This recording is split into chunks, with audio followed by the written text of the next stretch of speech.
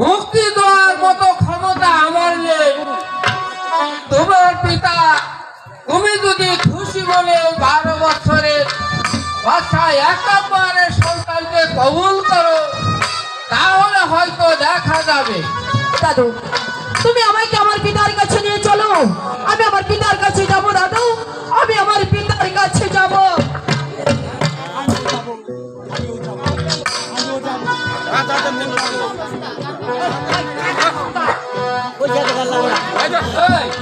তাইমা কি তাইমা?